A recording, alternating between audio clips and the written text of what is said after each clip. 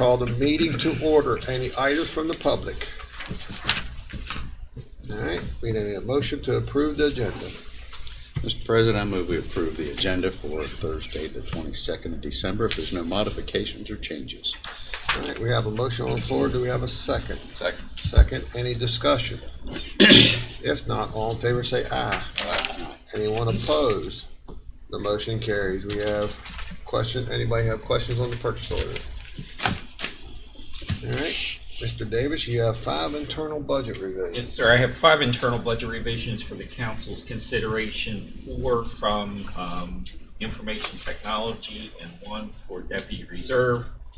The first internal budget revision request is Department 428, information technology. Mr. Wines requesting that he be allowed to reduce line 341 supplies and materials by $75. Current unencumbered fund balance is $283,979.23 with 36.0% spent to date. An increased line 213 utilities by $75. That currently has an unencumbered fund balance of has a deficit balance of $75. That's just a coding error, so we're just zeroing that out. The next request from Mr. Wine is again to reduce line 341 supplies and materials by $200, and increase line 220 advertising and publication by $200.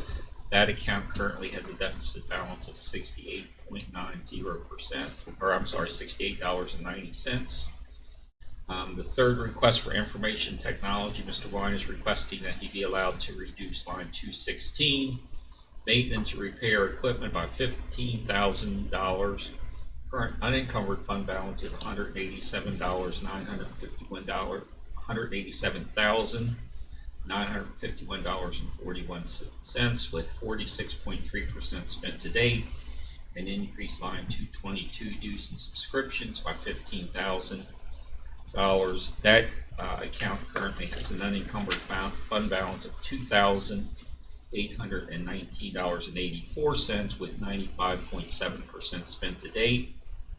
The final request for information technology, Mr. Wine again is requesting that he be allowed to decrease line 341 supplies and materials by $30,000 and increase line 223 professional services by $30,000.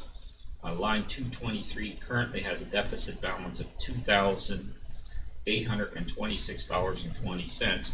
If the council will remember, anytime we get reimbursement for services from outside agencies, I just through state budget revision put it in supplies and materials, and then we move it throughout his account, throughout the IT account based on the need. So if supplies and materials seems to be overly inflated, it is, and it's been done through 6 state budget revisions because we typically have some type of reimbursement that goes into supplies and materials every month. All right.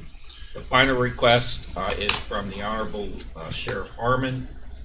Sheriff Harmon's requesting Department 705, which is Deputy Reserve, requesting that he be allowed to decrease line 341 supplies and materials by $76. Current unencumbered fund balance is $1,442.85 with 3% spent to date. An increased line 345 uniforms by $76. That line currently has a deficit balance of $75.40. That's it. Any questions for Mr. Davis on the internal budget revisions? Okay, I'm gonna take a quick break. All right. So, turn it off. We're gonna take a quick break. We'll be right back.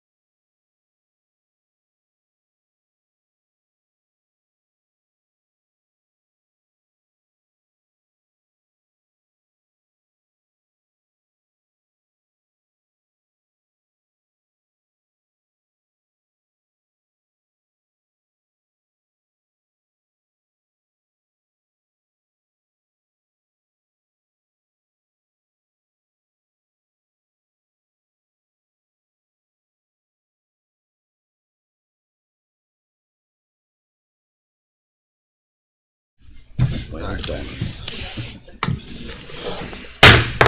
All right, we're back in session.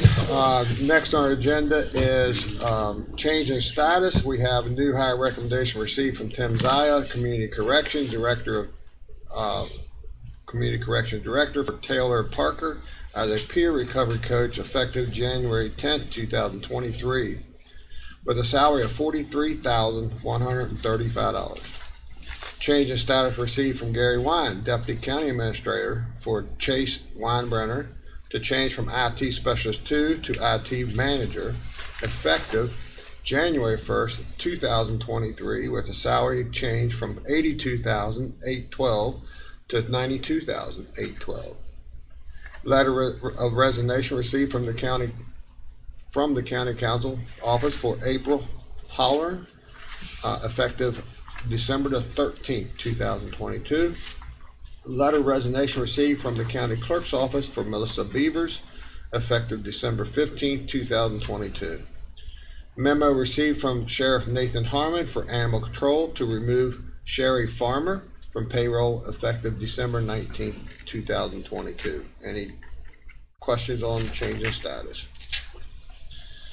We have approval of minutes. Everyone was present except for Councilperson Boyd. So I entertain a motion if there's no corrections on the minutes for December the 8th. Mr. President, I move to accept the minutes for the December 8th, 2022 meeting. We have a motion on the floor. We have a second. Second. Second, any discussion? If not, all in favor say aye. Aye. Anyone opposed? And Mr. Boyd, you'll abstain. Thank you. All right, we have county council calendars. Let me get this right. We'll be closed half a day on Friday, tomorrow. Not officially. Well, you're right. Well, I'm sorry, Tracy, you gotta work. All right, so currently we're off for Monday. And I actually gave you Monday off for the second time, and now remind me, you already had Monday off. Trying to be nice. Boards and commissions, we have 10 a.m. CBB on Wednesday the 28th, 3 p.m. senior services. All right. Any questions on the boards and commission calendars and the county council calendars? Any changes or corrections? All right, we have canceled check request from the county clerk's finance office. Any questions on that? All right, we have a bond release for Dunkin' Donuts, Flowing Waters, Lot 32, BCP file number 2203-073, tied to number 036-17 and R00815-20, grading bond number 100497446. Engineering Department has made that recommendation. A bond reduction, Amberfield, Section 7, Lots 127-123 and 133-170, Final Plat, BCP, file number 2101-192, tied to BCP, file numbers 2208-246 and 2208-247. Engineering Department has made that recommendation. You have any questions for Doug? No questions. My read ahead says 144, not 133. You know how the girls are. Okay. Sorry. I was looking at the iPad versus the paper. Nah, I don't. Which one would be correct? The read ahead or the iPad? It is 144170, not 133. So I was paying attention. You were. Good catch. All right. Huh? That's all right. We forgive you. It's Christmas. All right. All right. Need a motion to approve the consent agenda. So moved. Second. Have a motion on the floor and a second. Any discussion on the motion? If not, all in favor say aye. Aye. Anyone opposed? The motion carries. All right. Thank you, Doug. Yes, sir. Board meeting reports, Mr. Boyd. I have nothing to report this time. Okay. Mr. Barnhart, I'm with Mr. Boyd, I have nothing to report.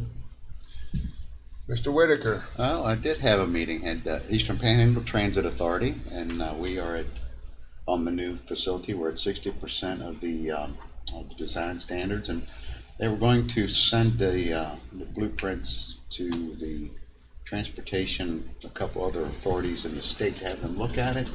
And I wanted to make sure we would like to take a look at it too, just to maybe put in our 2 cents if we wanted to. So I'll ask Elaine to make sure we get a copy of that. We were a little bit, I can't remember my notes are in my other car. We were 40, should be at 41% of our budget. We're at 43, and that's due to the allocations of funds coming in and out with the contract. So other than that, everybody was having we had 2 new vans coming for I'm going to call it rapid response, but it's it's on demand service. Cool. Good. Other than that, that's all I have. All right. Are they 6-passenger vans or 8-passenger, that side of? The minivans. So I would say they'll accommodate 4 comfortably. A lot of times they probably just don't want one person. One person, yeah. Yeah. A lot of times that's doctor's appointments and things of that nature. Isn't it? Sure is. And they're really looking forward to the new facility coming in. I imagine it would be. I'm looking forward to it. Yeah, because it is definitely going to be a lot of help to a lot of people here in the town. That's where it needs to be. But they did apply for the shortfall grant, because we're about 9 million shortfall, and we are being recommended by the state transportation to be able to apply for it. And that was through Matt Mullen. You're 9 million short right now. Yeah. On the total funding. How much is the whole project projected to be? Do you know? It's over. 30-something. Yeah. All right. But this grant to fill in that shortfall, we're the one and only of the 1 or 2 of the state that is allowed to apply for it. So it's looking have a very good good. chance. We have a real good chance, and that's due to the help of Matt Molinax. Mm-hmm. So, And I see where the airport authority has opened up the doors for advertising its opportunities for the air show. air show, yep, that has started. We did have a special meeting last night, night before last night, sorry. Yeah, that went into executive session. So, but coming out of that, they did announce who the air show acts were, and some more to come. It's looking forward to seeing who else they get. I think there's going to be a MiG-17, a Russian jet. There'll be the Golden Knights parachute team from the Army. Several aerobatics who have been in competition, and one world renowned. I wish I could remember his first name. I was hoping we would have gotten Ron Holland, but that didn't happen, or not yet. So it's still possibilities, and we're looking Help me for. out. Who is Ron Holland? He is a air show traveling guy that does a lot. You need to look on his Facebook page. He really posts a lot of neat stuff. Yeah. And lost my train of thought. We're looking possibly, I'm just trying to get some more information, of a small group of, I think the T3 Texans, which is the old round motor airplanes for trainers, that actually do a night show performance incorporated with fireworks. So we may have something, if it works out and the money's available, for the 4th of July night. Cool. So I've got a video I can show you all what it's like. Good. That'd be cool. Yeah, it would Yeah. be. Yeah. And being right there at the airport, fireworks over here, he actually performs. There's a couple of them that do their maneuvers, and they actually put out a few fireworks too. I mean, actually, the air show is going to be a Saturday, Sunday event, right? Is that how it works in the past? Would it be even a thought of maybe bringing some people in on like a Friday and offering skydiving? That I think that entails another whole liability concerns with, shutting down the airport. Right. There's a lot involved in that, but there's a skydiving team that will do tandem jumps for you out of Chambersburg. Now, can they come down here and do that? Probably. Okay. As long as they, they get the applications through and we have it all insured properly. Yeah. Right. Okay. I'll find out. Just wanted Okay. another opportunity. You want to jump? I've always wanted to jump, but most people don't want to have a parachute. I'm going to ride it to the ground. I'll beat the ambulance there. It ain't the fall that gets you anyway. Sudden stop. Yeah, both legs are pretty bad shape, but we'll see. Yeah. Councilperson Gokenary. Yes, sir. Planning Commission, Monday night, which things have really slowed down there, which, I think we probably needed to catch our breath there a little bit. But two things of note in particular is that on the preliminary plan, Dunkin' Donuts application for preliminary plan for Dunkin' Donuts and the reserves at Tuscarora, which the reserves originally was the development just outside of town on Tuscarora Pike where the villas, and it was eventually, it was not in compliance with the zoning ordinance. But this reserves at Tuscarora certainly appears that it will fit within the zoning ordinance to be developed. I think there's 45 home sites. So bigger. Is that your home sites. steptoe property? Yes, sir. Across from Chateau Gay. One of the things that I had discussions with the projected developer on that was a possibility of incorporating room along the Tuscarora for the extension of the trail. And they seemed like they were acceptable at it. So if you would, make sure that, check with them and make sure that that's going to be something that they are considering. And Parks and Rec was on Tuesday. The winter sports, they're all gearing up right now. The board has adopted the master plan, which, hopefully that there's a lot of parts to that, and basically for the most part, it involved Poorhouse and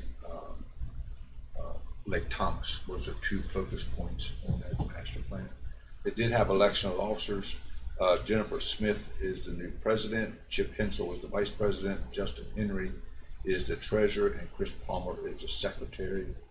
And also Monday night, I attended the Boys and Girls Club open house, which was very well received, and they did a nice job of showcasing that facility. I did call Andy DeMagno and Stacy that night and let them know that I wasn't going to be able to. I was hoping to, just had issues at my business, and I did let them know that we allocated some funds towards them. I guess the only thing I have to report on at this time would be that Mr. Davis and I was on R&R Tuesday for the better part of an hour. Again, as always, just a great show. This basically highlighted some things we didn't have. We could have used 3 hours, and highlighted some accomplishments that the county's done in the last year and over the several years. And one of the things was of attracting 3 Fortune 500 companies in Berkeley County now. Just a good show as always, but I didn't have any other board meeting reports other than that one. Board and commission vacancies, anything going on there? There was, I will touch base, there was people initially set up for interviews today, and I called Penny up and I spoke with Eddie real quick about it. And I felt like it would be best for us just to hold off on them until after the first year when Councilperson Catlett will be here. And then also you all would be divvying up your boards and commissions, and it seemed like it was more appropriate timing wise. So that got delayed at my request.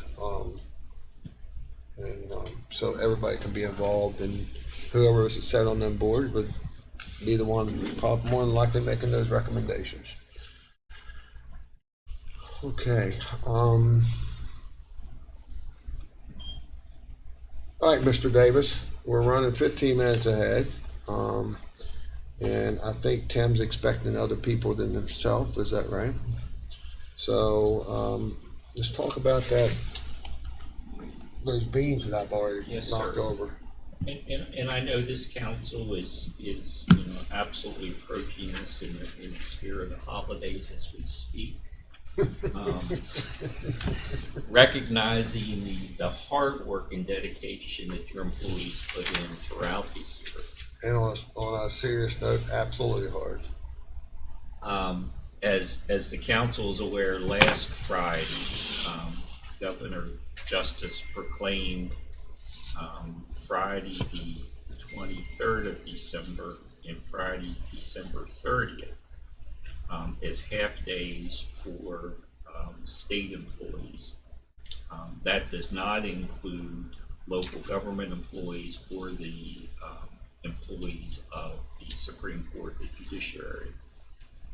Earlier this week, as the council is aware, the city of Martinsburg did issue a notice that city offices will be closed all day on Friday, December 23rd, and all day on Friday, December 30th. And then yesterday morning, I received an order that was issued by Administrative Judge Lawrenson of the 23rd Circuit. Judge Lawrenson has closed all court offices, including the courts, for the entire day on Friday, December the 23rd, and again on Friday, December 30th. As I typically do is, when the governor makes these decisions, I come back to the council to see if, and try to advocate for our employees to see if out of the goodness of your hearts. Oh my gosh, you're starting to sound like Tracy now. In light of the holidays and in recognition for of your many employees. You're getting soft, by the way. If you would consider closing for the entire day, and I've got orders together for both. So you have three choices. Either you can choose not to do anything and we'd be open all day on the 23rd and the 30th. We could close at noon on the 23rd. So much for leading this Or the conversation. 30th. Or, again, being the benevolent employer that you are, you could close for the entire day on the 23rd and the 30th. I'm seeing faces out there that said they want to work. It's y'all's decision. It's up to y'all. Well, I'll make the motion, Mr. President, that we close the entire day on Friday, December, whatever it is, 23rd and the and, 30th. and Friday, December 30th. Oh, you're going that far. Yes. And I'll second that motion. I heard that up here. Now, Y'all want me to be part of this? well, We're the open motion's for been made discussion. and seconded, so you're kind of stuck. But I got to process. I mean, I've I got know. to I gotta was just- proceed now. I was, What happens if I don't? don't what? I don't ask for any discussion or to ask for a vote. That's your purview. Robert's rules. We have a motion on the floor. We have a second. Any discussion? Um, I think y'all's going way too far with this. You have a vote. All right. All in favor, say aye. Aye. Anyone opposed?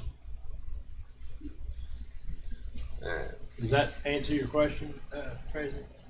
Merry Christmas. On behalf of the employees, I thank this council. Your employees do an Hey. extraordinary effort. You're a mean one, Mr. Grinch. You're very, very prejudiced. The white beard and all, and you, Yeah. All right. bah humbug. So Vote against it. do Not yet. you want to go forward with the Dunn building? Yes, sir. Okay. We do that, and then Tim said he's ready, so you can get All that. right. So you have Discussion with the Yes, Dunn sir. building renovation. As the council's aware, on Thursday, December the 8th, we opened bids for the addition and renovations to the Dunn building. We received two bids, one from Warner Construction out of Frederick, Maryland, in the amount of $7,499,000, and one from Berkeley and Hellman out of Chambersburg in the amount of $8,969,000. I like the $7,000 one Yeah, better. we did too. The bids were reviewed internally, and they were also reviewed by Kevin Whitley, who's the project manager, architect for Crabtree, Warbraw and Associates. Unfortunately, we all agree that the bid from Warner Construction should be deemed non-responsive and disqualified because of all the reasons that were listed above. It truly was not a complete bid. We did review the remaining bid from Breckville and Hellman in the amount of $8,969,000, and we do feel that, and they absolutely had, and I put both bid packets, or both bid proposals in your packet. They absolutely provided all the information and documents that we requested. However, before the council decides on how you want to move forward, it is important to note that the bid from Breckville and Hellman does not include the $1 million to $1.5 million, and I'm glad Gary is here, for the HVA mechanical work that we've already agreed to subcontract to Bolin. That would bring the total cost of construction in our estimate to about $10,500,000. As the council's aware, we did set aside ARPA funding for the entire project. Current ARPA commitment is for $8,900,000, which does include the cost of engineering and architectural services. That would leave a funding shortfall between $2 and $2.5 million, and we can make up the shortfall in two ways. We know that in early 2023, we have to do a bank qualified loan and about $3 million for our LED lighting. The $10 million, and I know Council President Copenhaver and Council Person Gokenauer was at the closing last week. The recommendation from bond counsel is to make it as transparent as possible, and because we do have about $400,000 left over from our 2020 A bond, that we commit the 2022 bond exclusively to the addition for the Day Report Center. We did get the first bill last week for the architectural and engineering services for that addition, so we've actually started to draw down the 2020 A bond. So we'll have that bond completely exhausted. Which, if you remember, the reason why we have that extra money is because that building project came in under budget, So as all the rest of them. we will be bidding, or we will be acquiring $3 million in bank qualified funds in 2023 to pay for the LED lighting. And we absolutely, I want to emphasize to the council, we absolutely need to do that, because how much have we paid out for the LED lighting? Million, and I think we just got another. It's like 1.2. So we've spent over $1 million already for the LED lighting out of the general fund, with the intent that we'll reimburse ourselves. So we've already done the proclamation to reimburse ourselves, but by year's end, we need to put that money back in the general fund so that we have a projected unencumbered fund balance that carries forward into the next fiscal year. So when we borrow the $3 million for the LED lighting, if the council so chooses, we can borrow the additional money that we will need to finish off the Dunn building. We can do it either by bond issue, or if you remember when we bought our fleet, particularly our first, actually all of it except our last fleet purchase, we did all that through bond bank qualified loans. We put it out for competitive bid, and it was more economical for us to finance it through United Bank. So we would do the same thing for this $5 million. We'll put it out for bid. If If the bond market is such that that's more favorable, then we'll issue another bond. If not, there might be a local bank that wants to issue that bank qualified. $5 billion is a little bit easier for some of the local banks to bite off.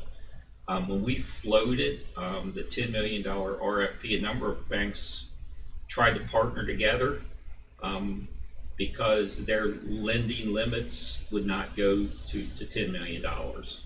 $5 million is probably a little bit more palatable to some of the local banks. Definitely reachable for two banks to go together in 5 million. So next year, would you offer it two ways? Would you, and it doesn't matter to me, it's a discussion for next year, but $3 million for the lighting, the additional money for the Dunn building. And would you, if it was a bond, would you go ahead and do the extra 5 million bank qualified towards the future Crawford? Well, Gary and I had that discussion just yesterday or day before yesterday. Gary has been taking lead on working with the Supreme Court on, they have to kind of give us the blessing of the plans for the annex to the judicial center. That process we don't know exactly how long that will take, but one of the questions that they had is, how long do we think the whole project will take? Is it going to be done in a year? Is it going to be done in 2 years? Is it going to be done in 5 years? And our response was 2 to 3 years probably once we initiate it. Their response is, we can build it, but the state doesn't have the funds to equip it. But yet they're going to tell us whether we can build it or not. Is that They're right, not, Gary? they're not invested at all. No, but they have a, There's still a discussion on getting proper allocation for parts of our courthouse with the Supreme Court, there is. but yet they have skin in the game. So we've been told, Gary, and correct me if I'm wrong, that even if we had it built and open today, they do not have the funds to equip the courtrooms.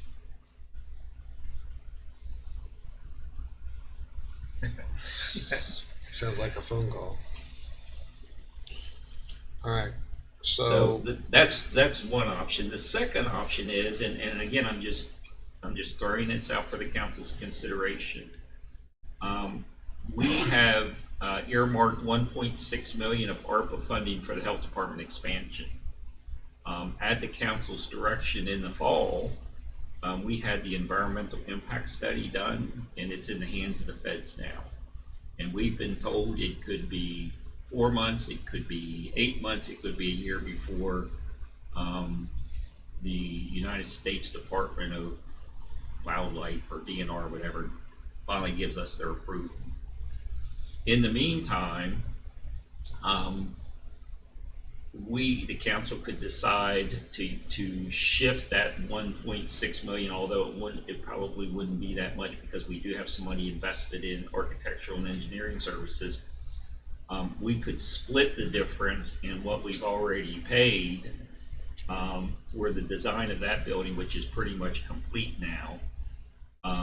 Give the health department their uncommitted portion back, and then take whatever is left over, the ARPA money, which would be probably about 1.3 or 1.4 million, and we could divert that to the Dunn building until such time we get approval from the feds and we'd have to rebid the health department. So that's just another option. well, I'll be the bearer of bad news. I think that's your better option because right now that job was projected to be about $3 million. Not guaranteed it's gonna be 5 or 6 million. Right.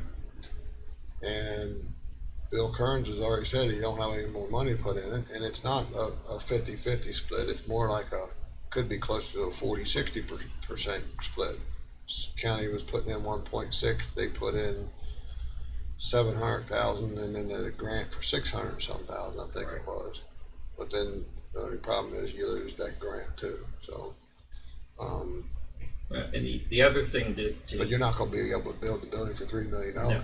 So somebody's gonna have to get more grant money, or the council's gonna have to cough up another $3 million.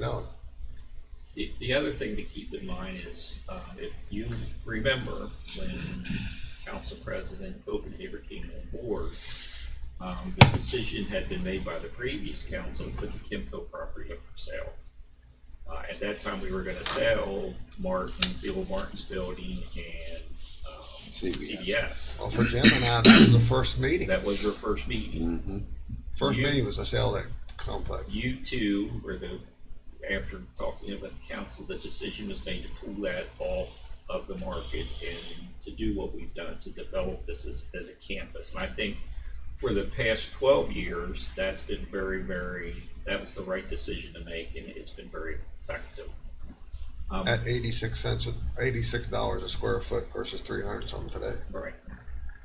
We forgot have all about that. managed to get Right. every department but the county clerk's office, which is currently 100 West King here. And that's been on the design since 2000, well, actually pre-2005. So it would have been a design before the Judicial Center and the original Dunn building renovation. So it was in the design board probably in 2000. Right.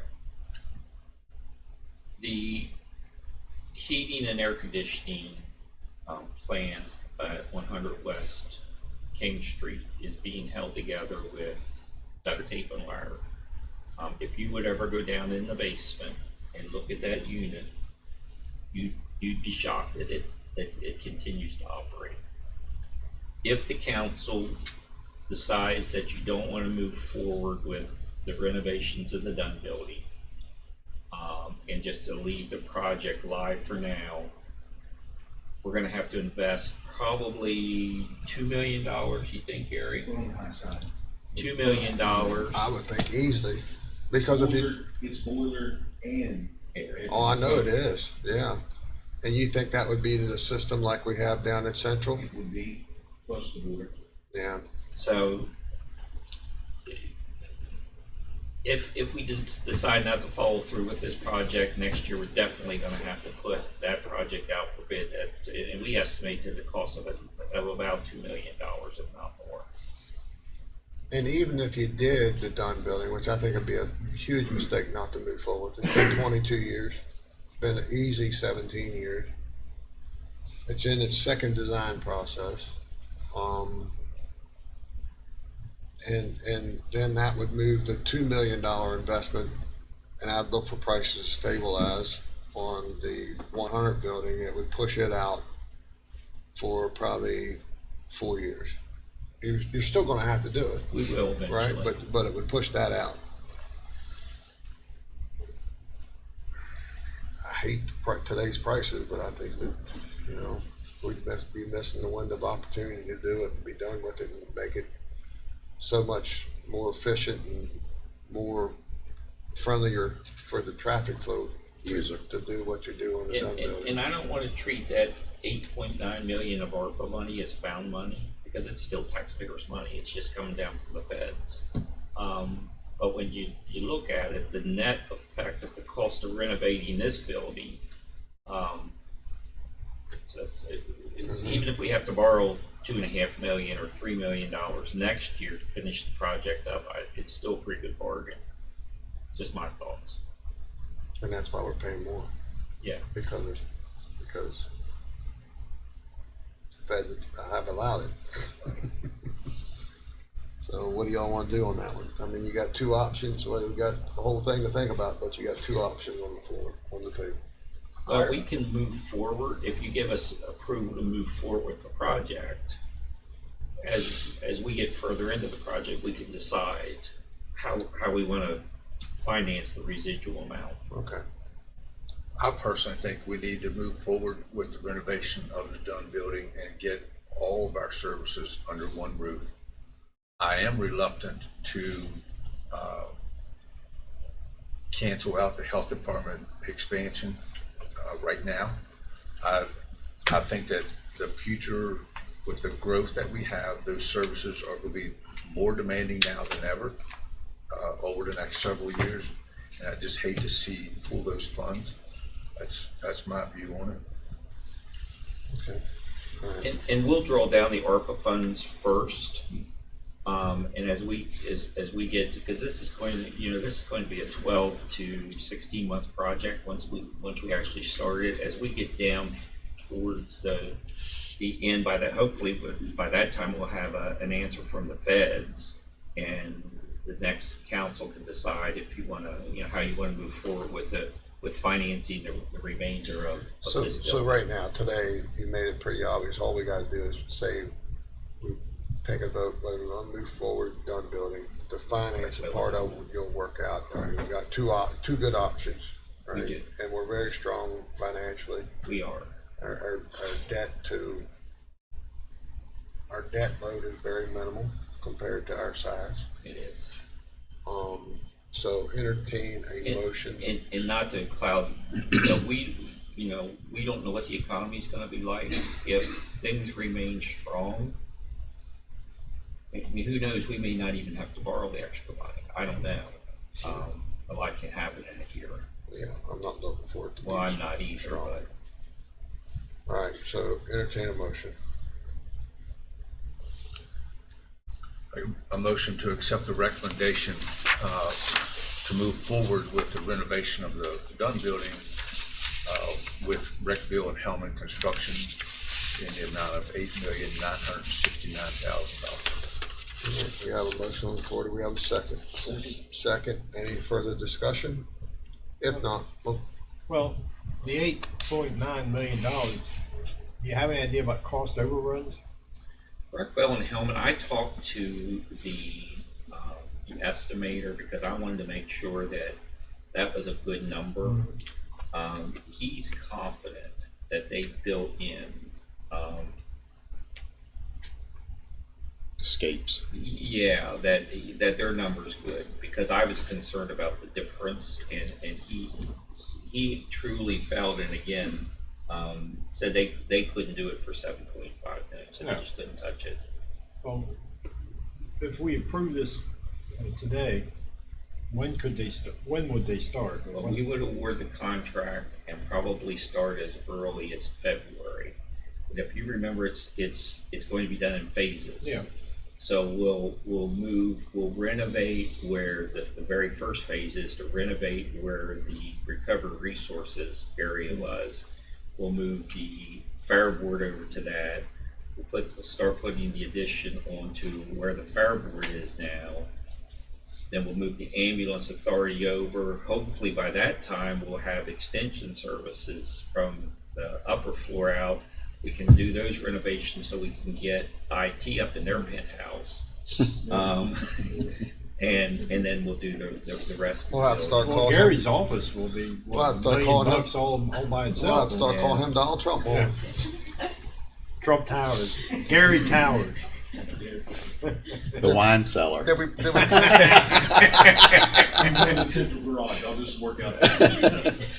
I still like the wine cellar. yeah. So would this put the clerk's office down where IT is at The now? clerk's office will actually go across the whole front of the Dunn building, and then we'll move voters registration and fiduciary over in the unoccupied area where the voting machines are.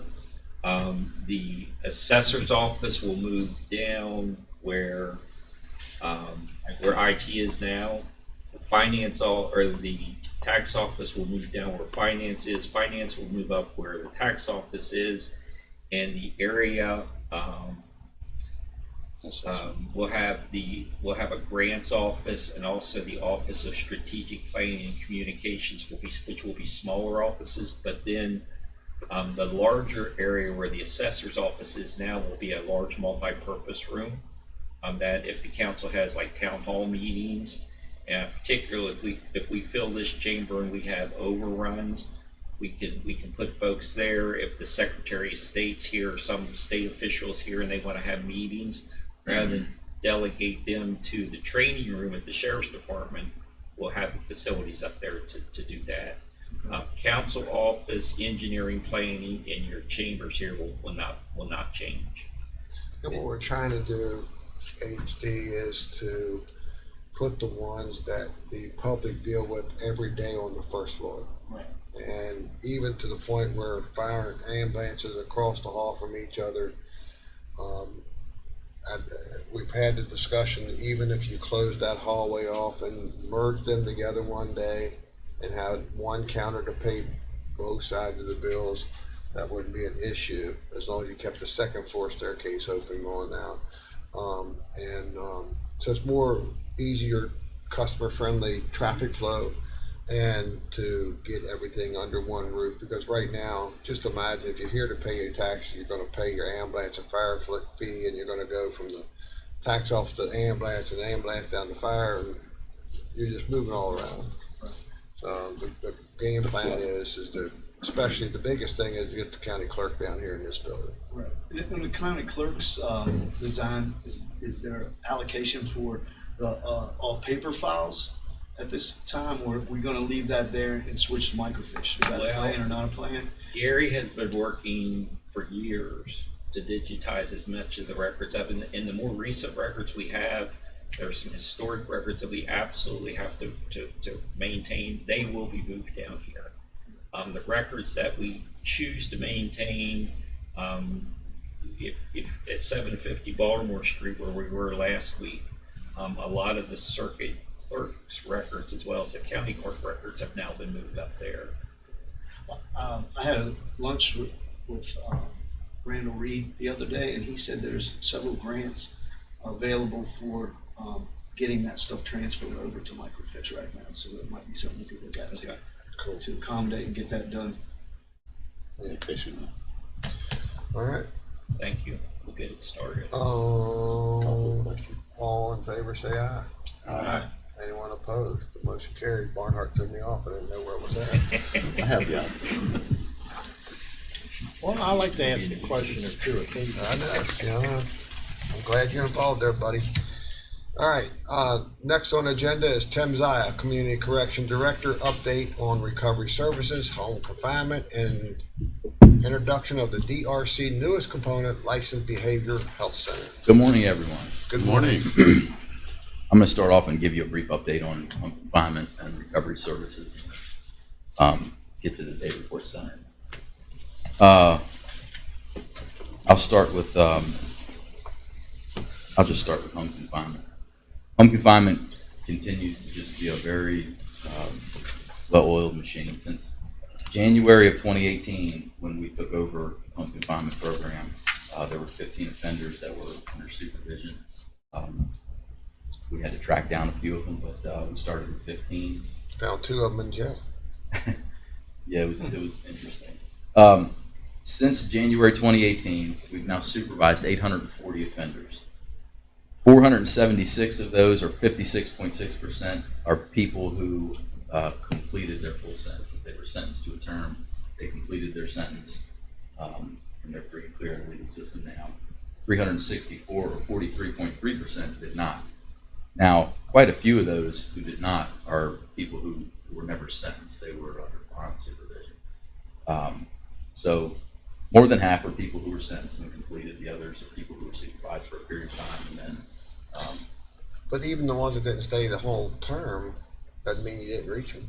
Oh, no, not at all. Not at all. Quite a few of people under home confinement supervision end up in treatment for some reason. I mean, the large majority of folks who are violated are because of addiction-related issues. So there are currently, as of a couple days ago, there were 107. We jumped up to 110 yesterday. There's 110 people currently under supervision with 44 pending cases. In 2018, I won't read you all these numbers, but just to give you an idea of the benefit of this program to our community. In 2018, we received $75,600 in payments. Jail cost would have been, had those folks been incarcerated, $808,000. In 2021, we received $90,153 in payments. Jail cost would have been $2,477,010. Where does So the payments, where do they go?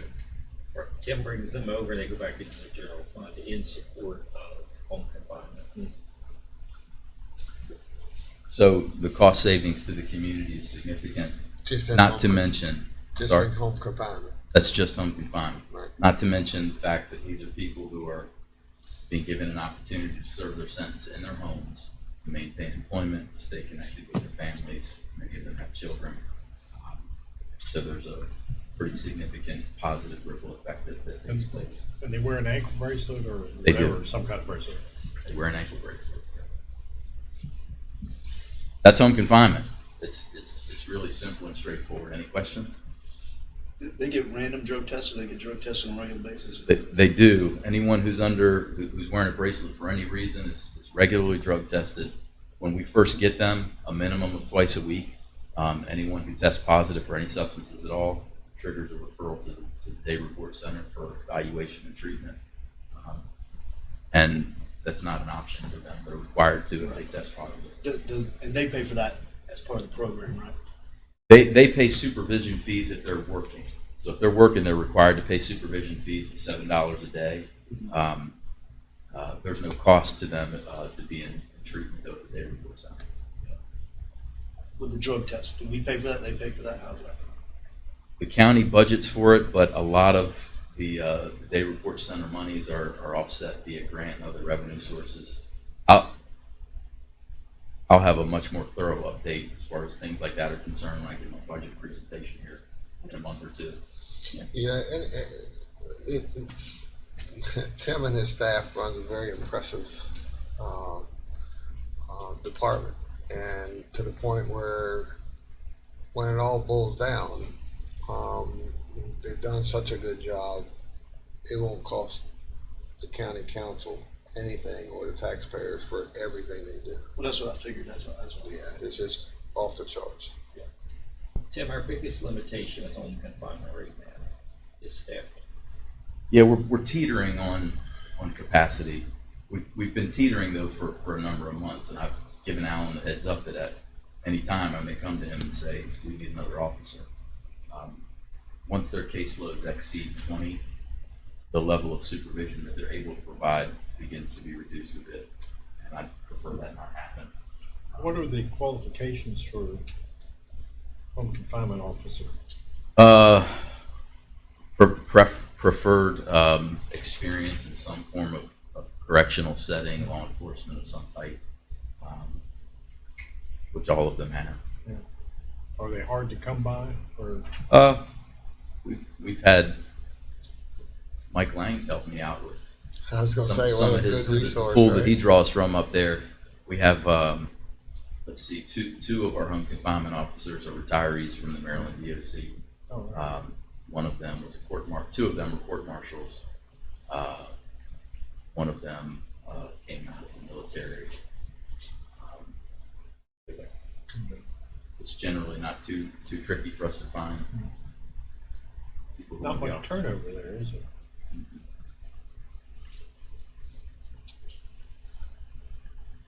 Anything else on confinement?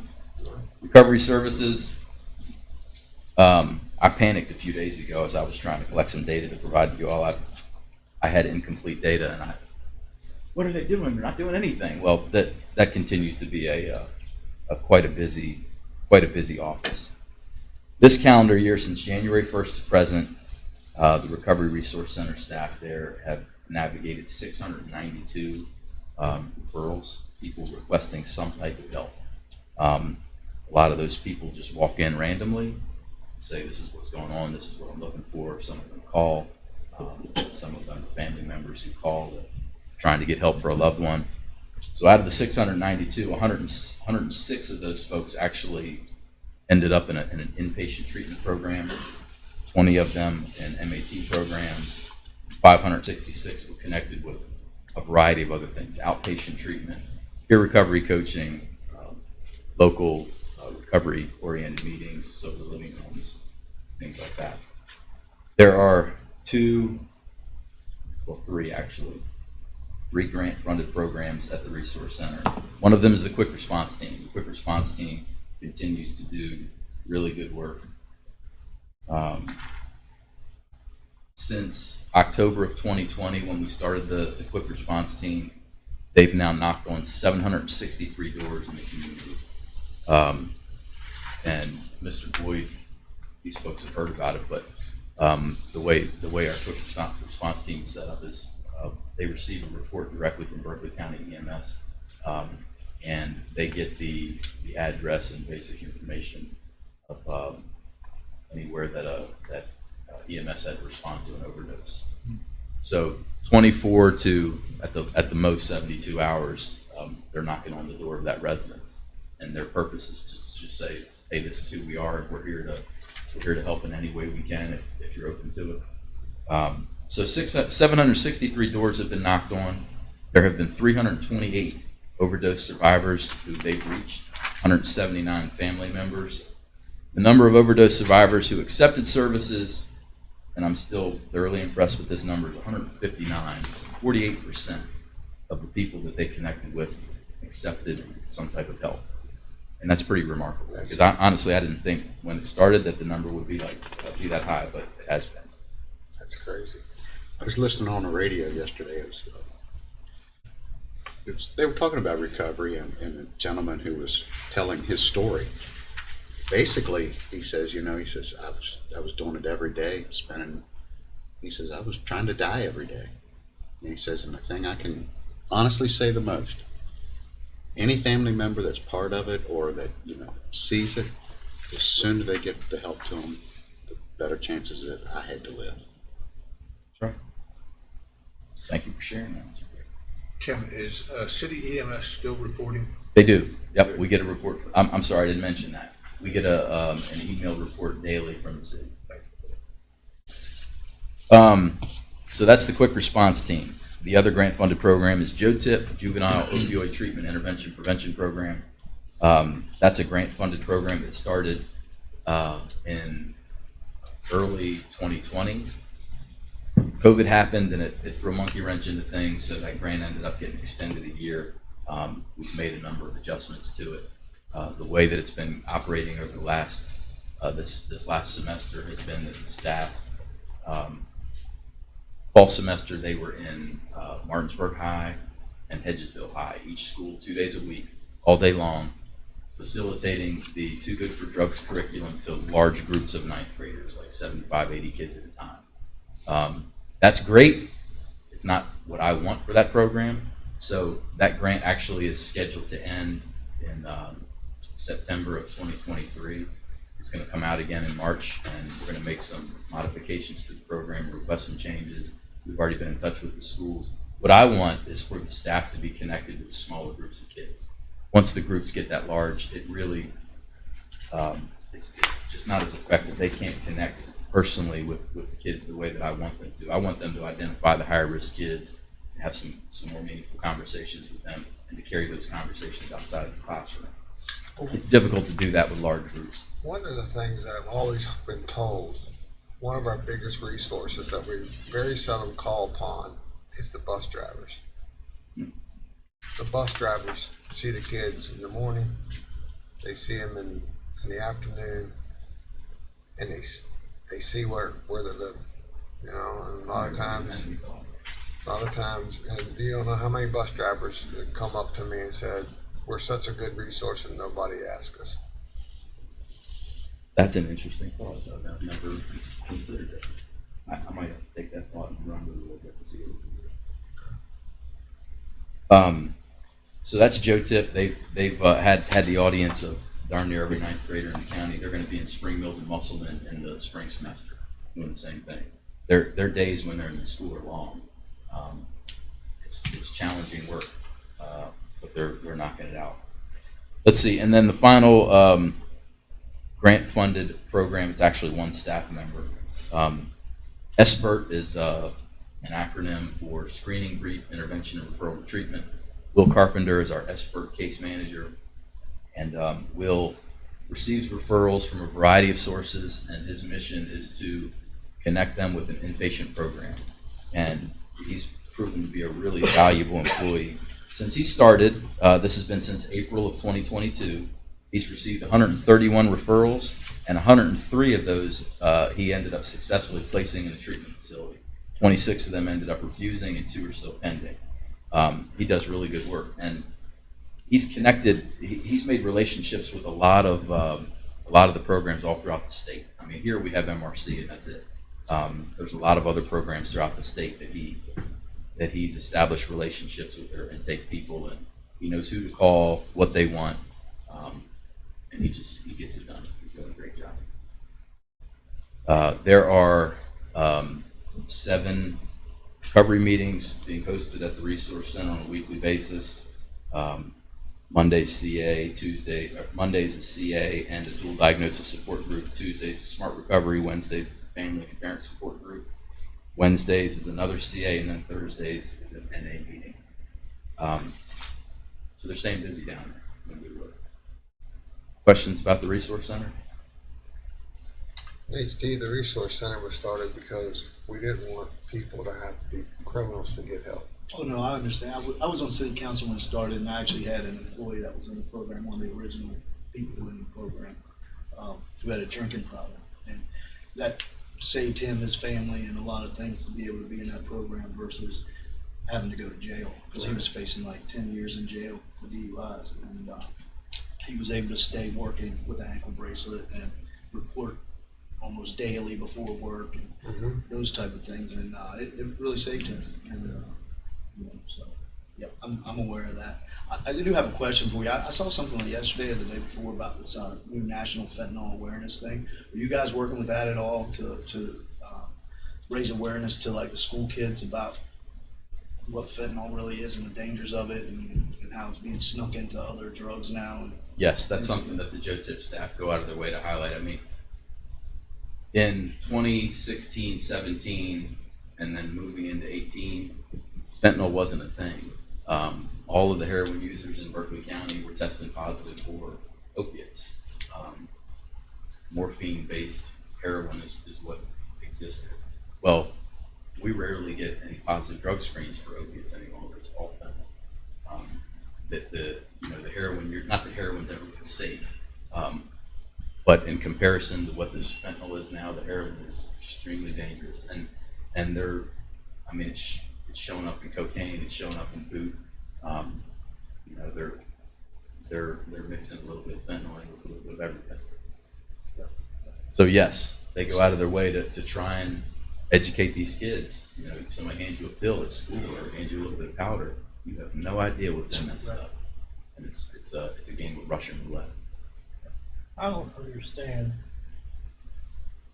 Fentanyl is, if you're addicted to it, you can take it, but if you have no experience with it, or a minuscule amount will kill you. That can happen with people who are daily users. I mean, with fentanyl, most drugs generally, a tolerance level can be built up. You start with a little bit and you get a little more. Fentanyl, it's not like they're measuring the stuff out in labs. It's made in people's basements, and so you never know how much is going to be in it. So a person could be a 30-year IV drug user and have a really high tolerance, but they take this one shot and there's enough in there to take them out. Other people, it's the first time they use it. It's all over the map. It's just weird to me.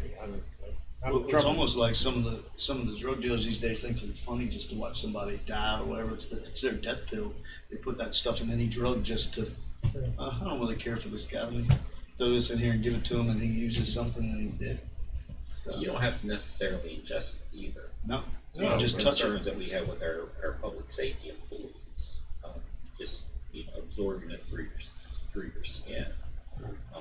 So that's something that every once in a while we'll have a deputy that comes into contact with an unknown powder.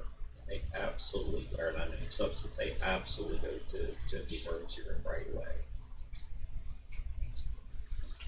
Day Report Center. The Day Report Center on August 1st, 2016, council decided to start a Day Report Center. There were 3 of us, myself, Kathy, and one case manager, Amy Dearman, who moved to Georgia with her husband. But there were 3 of us. It's blown up.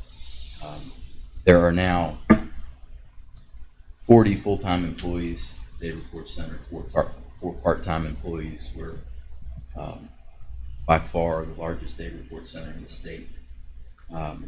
We have an active participant roster right now of 306, and day report center, like home confinement, is teetering at capacity.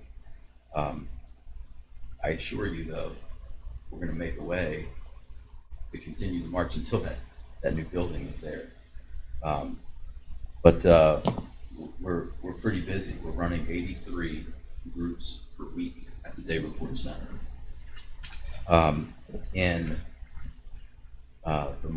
Since January 1st through November 30th of this year, we've completed 18,448 drug screens, an average of 1,679 a month.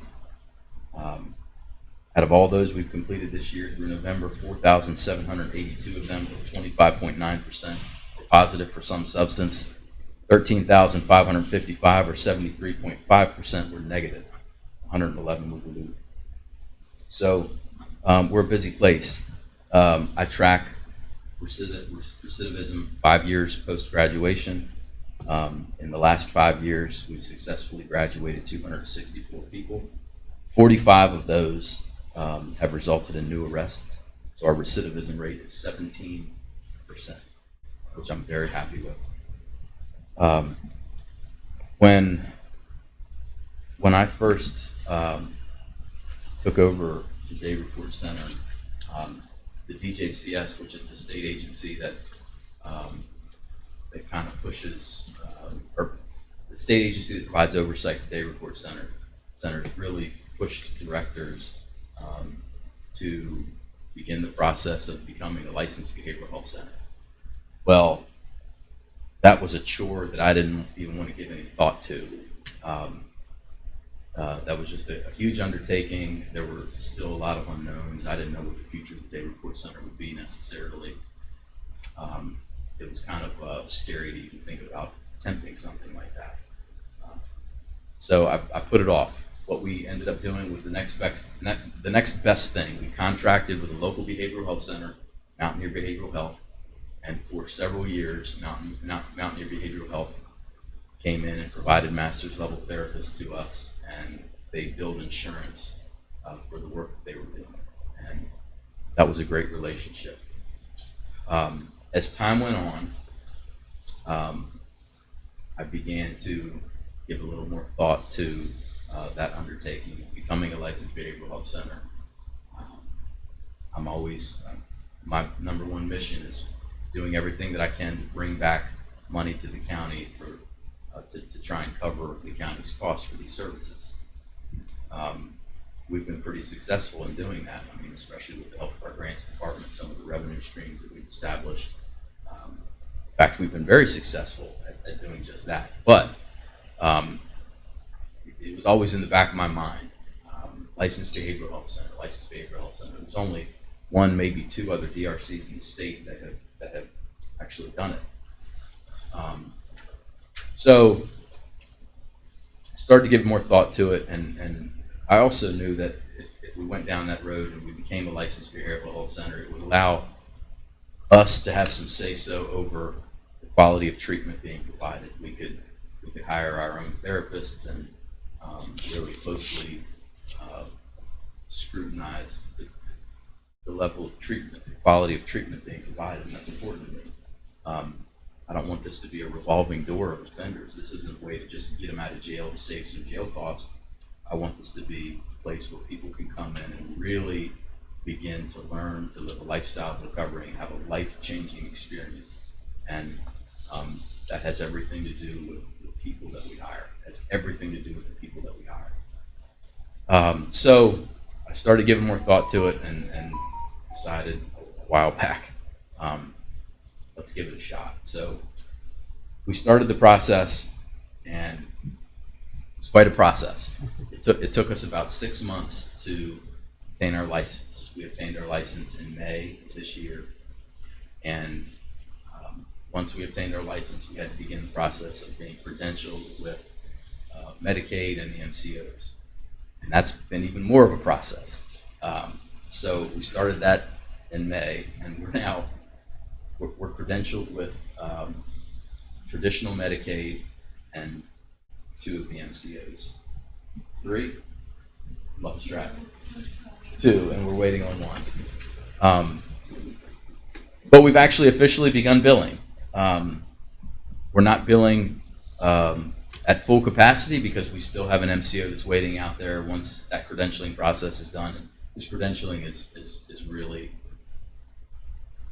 it's ridiculous. It's a ridiculous process. What the MCOs have done is they've contracted with other agencies to do that work. Some of them don't even communicate with one another. We have no way of, one of the MCOs, they contracted with a company, I think in India. We had a lot of difficulty communicating with them. The emails that we would get were difficult to understand. If we were able to get a person on the phone, it was really challenging understanding them. So anyways, we have one more that we're waiting to have completed, and once that one's finally completed, we'll be credentialed with all of them. But we started billing. I brought some of the staff over. This is a fraction of the DRC staff in total, but I want to introduce you to some of them. We brought over some of our therapists and some of our staff that are involved with billing. Miranda, Miranda's our lead billing specialist, and Jody is our front office staff who also is going to be fully trained in billing to assist Miranda and fill in for her when she's out. Aaron is our clinical supervisor. Most of you all have probably met her before. Erin is a licensed professional counselor, and her license is on the line for all this work that we're doing. I'm thankful for her leadership, her willingness to serve in this role. And then 2 of our juvenile therapists are here. It's Gina Bowers and Megan Riedel. And then our family therapist is here, Caitlin Brown. And one of our adult therapists, Kelly Berlini. These are awesome employees, and they do really, really good work. And I feel good about the quality of treatment that our participants are able to receive now. And these are just a few of them. I mean, there's a lot more. But like I said, it's all about the people, and the fact that the Berkeley County Day Report Center is a licensed behavioral health center now is a big deal. I'll get into the numbers when I present my budget to you here in the coming. That's not so far off. But the Day Report Center not only is this isn't a program that's going to cost the county anything. It might even make the county a few dollars. Money's important, but the people are more important. Trust me when I tell you, you've heard me say it before, I'll say it again. People whose lives are enslaved by addiction do not like their condition. They desperately want to be free. They just don't know how. And it takes programs like this and people like this to be there to say, been there, done that, or let me show you the way. Freedom is possible. What contact do you have with other day report centers in West Virginia and maybe even Virginia and Maryland? We have quarterly directors meetings where we can share notes and such. What about out of state? Not so much out of state. Huh. Yeah. I mean, there are a number of HIDA initiatives that directors of different HIDA treatment initiatives that I interact with, but none of them are day report centers. They're all. Do other states have day report centers, or is it some other? Yeah. We're the best though. Not far. They all come to him. Yeah. There's 2 other staff members here that I wanted to introduce you to. This is a community corrections program. These people are court ordered. When they first show up, they're not thrilled about having to come. Some of them are pretty thankful to come, but a lot of them frequently enough don't have great attitudes. But they're required to come, or else they go to jail. So Brad back there, Brad Martin, wait a minute, Brad. Brad was originally hired as a peer recovery coach. He was promoted to the position of case manager a couple years ago, right, Brad? Brad is in recovery himself. Crystal is y'all have met Crystal before, I believe. Crystal's our peer recovery coach supervisor, and she's a gem. But It's all smiles, that's for sure. she is a cheerful person. Despite your best efforts. They started a group a couple of years ago called The Fix. And it was originally, they're going to tell you more about it, but it was originally, the idea was, let's have a group for DRC alumni, people who have graduated the program, who want to continue to be attached and maintain relationships with them and some of the staff. And, that program they do it on their own time. After we close on Friday evenings is when they have this group. And come on up here, Brad and Crystal. There's this brief video that just is going to show you all some pictures of what they do there, but I'm going to let them tell you a little bit more about it. Go ahead. Bruce, good morning. Good morning. I appreciate the opportunity to be here to highlight this group for you. First of all, so we had this as an idea even before COVID happened, because we saw a need for participants once they leave their support system at the Day Report Center. Where there was a lot of people still needing help and coming back to us. So wanted a group to just kind of put together to get just to have support mainly. And then when COVID happened, there were like a lot of meetings and things were happening because of the various health measures. And there was a lot of overdoses. A lot of people really struggled at that time. So that kind of exacerbated the need for this group. And it started out as just the alumni group, Berkeley Day Report Center alumni group for graduates. And it has evolved over time into something different. Now it's called The Fix, which was changed because we wanted to incorporate families also into that. So not just the graduates, but their families, their children. And we've had to kind of just evolve with the needs and kind of incorporated different events as far as like having activities for the children. So because it was a barrier that people couldn't come to these meetings because they had children. So we wanted to bring the kids in as well. So we have activities for them.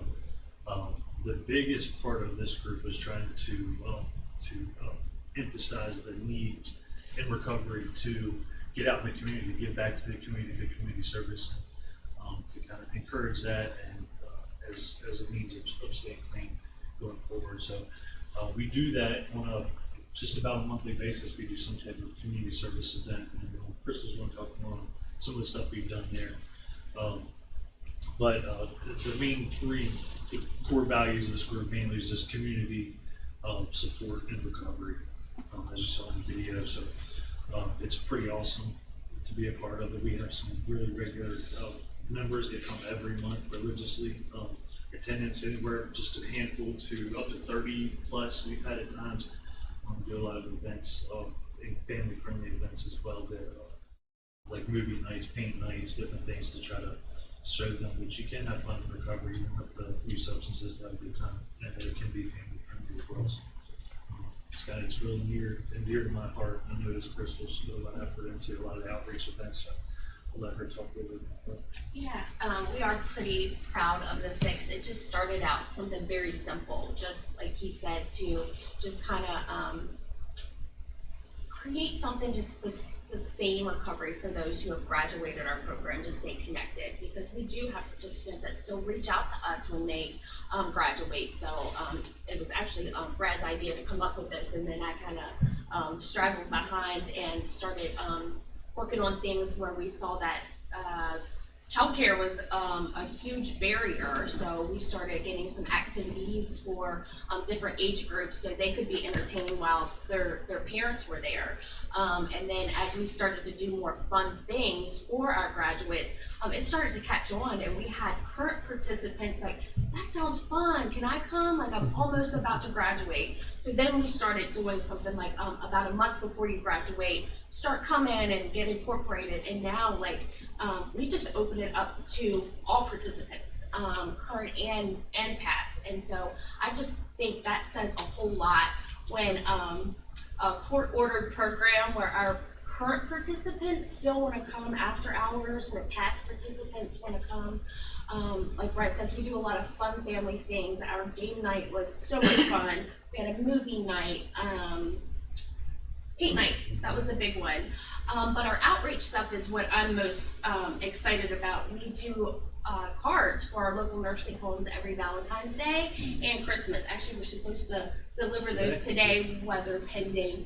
And then at Christmas time, Emmanuel's House, located on Buxton Street, local churches donate a bunch of Christmas gifts. And so then it's open up to kids in the community where they're able to come and shop for Christmas presents for their family for just a quarter. And if they don't have a quarter, it doesn't matter.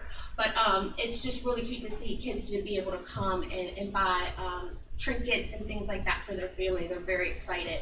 But the fix, what we did is we provide hot chocolate and cookies, and we help the church ladies set up their tables and break down the tables and serve hot chocolate and cookies, and just be that face. It's not just saying that those who struggle with substances recover. We do, but we give back to the community. Like, we are productive members of society, and we do care a whole lot. But in addition to our participants that want to come, we have staff members that want to stay too. And I love my job, but Friday, everyone wants to go home. So on a Friday night, to have not only ourselves, we enjoy doing it, but we also have our other co-workers who want to stay and have fun and be a part of that. And it's just incredible. Like, we love what we do. We're so passionate about it that we do a group after hours, and I'm just grateful to be able to do that and provide that community and support to those to help sustain long-term recovery. We've also done some packages or bags for homeless people as well, taking them out to the tents and things that kind of in the trenches to meet them where they're at, and with marketing, food, clothing items, stuff like that as well. So these outreach events are pretty. So you partner with churches, anybody else that you partner with? Actually, it's only during the Christmas time that we help them do that, but we do all this just ourselves throughout the year. But the Emmanuel's House is kind of a collective thing where we go all meet there and do the Santa's gift shop for the kids. We only keep building, right? So the fact that, thank you all, the fact that so much people who are court ordered to treatment at the Day Report Center want to continue coming to things there that they're not required to speaks to, y'all see why I have a lot to be thankful for. I've got some really, really good people working at the DRC, and I'm grateful for them. I don't want to put any of y'all on the spot. Do any of y'all want to say anything? Y'all have any questions for any of the? We've got some. All of our therapists have a minimum of a master's degree. Gina's also licensed. Kelly is also licensed. Caitlin is almost licensed. Megan's working on her licensure. I mean, we're going to have a bunch of licensed professional counselors or licensed MSWs on our staff. And you all should be proud of the work that they do because it's high quality work. Right. For the ones that don't know me, back in 2011, our son decided to take his life because he just couldn't live with himself anymore because of drugs and alcohol. At the time of his death, there's many people that came to the service, but there was also, if I remember correctly, there was 300 people that wrote letters to his mom and I asking for help. In 2011, I didn't respond to any of them because there wasn't anybody like you.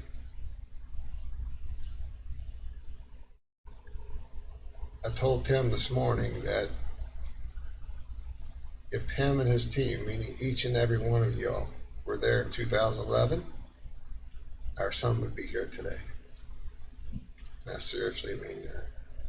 You do such good work. I'm so proud that if those people are still looking for help, they know where to go. And what an accomplishment, because the people y'all work,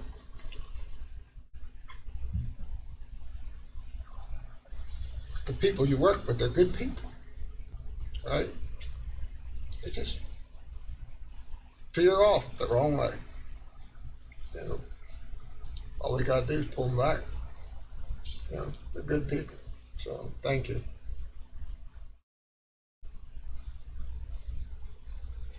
Anybody else? Tim? Hang on a second. We gotta be faster at the gun there. Well, I had to take a breath, all right? Because what you're talking about is some pretty heavy stuff.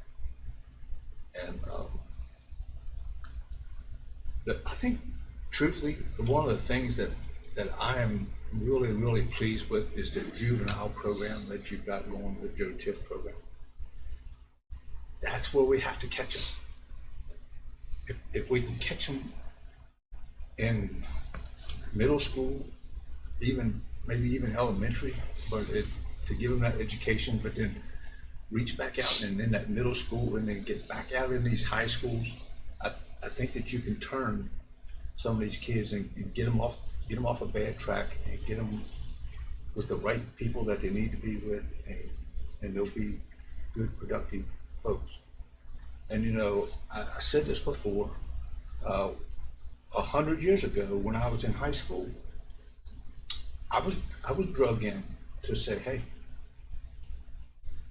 you're running with some folks here that, you know, aren't doing real good things. And I'm like, yeah, I know that. And I had the opportunity a few years ago to see this gentleman. He's since retired, and you know, I grew up and became a responsible person. But I went over to him and thanked him for his services.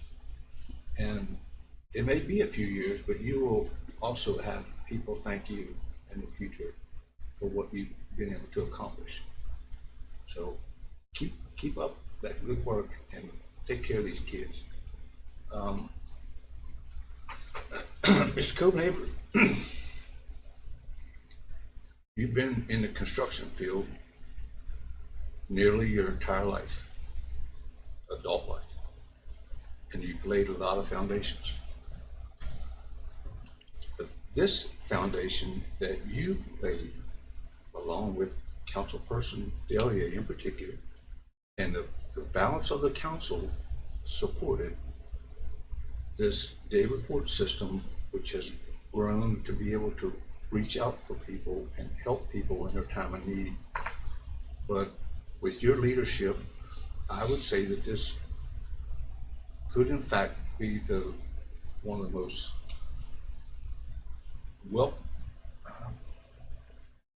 this will be your legacy, I think, with this council. Of all the great decisions that you've been able to make, especially when it comes to financial decisions, the foundation, our day report system and our drug recovery system has touched thousands and thousands of people, from the parents to the grandparents to the cousins, the aunts, uncles, children. You know, this problem that this county, they did not hide from this problem that existed in our community. You found a way to address the issues and bring people to recovery, and at least gave them the opportunity. So I'm like Tim, you know, we'll set the money to the side of the savings, you know, from our jail bill, and just look at the value that's been saved in mankind. You know, you and I attended the adult drug court graduation, and that was quite a day to be able to see these folks happy, healthy, you know, to accomplish, you know, what they set out to do. But you laid that foundation for this county, so thank you. Thank you, Reggie. And there are county commissions and councils throughout the state. A lot of the day report centers in the state, they struggle to exist because there's a lot of people in positions like yours throughout the state that do not see people with addiction problems as people of value. They see them as people who are moral failures that need to be locked up. That's simply not true. I mean, there's several of us in this room right now, myself included, who consider myself a moral failure. But when I was young, I made stupid decisions and I was enslaved to heroin, train wrecking for a while. But I had people in my life, starting with my parents, who knew who I was, and here I am today. Thank you all for the support that you've given these programs. Thank you, Doug. It's life-changing, meaningful to a lot of people. So, And I think you and your staff make it easy for us. to continue to try. You got the right people. You got the right people. That's what it's all about. Very, very rarely do I go to Alan and say, Alan, I need something, and he say no. He's always in my corner. That's because they told me whatever Tim wants given. Alan is a great leader. He's super smart, super hardworking. Couldn't set up here without him. Just off the charts. And just it's a good friend of mine told me last week. Doug, you never had this luxury of having such good people working for you, and that's why you're having so much fun. And I said, "You're damn right, I am." So, it's been fun. Merry Christmas. Merry Christmas. Thank you all. I get emotional. I HD in my old age anymore. So, It's all right. All right. At this time, we'll take a quick break and come back.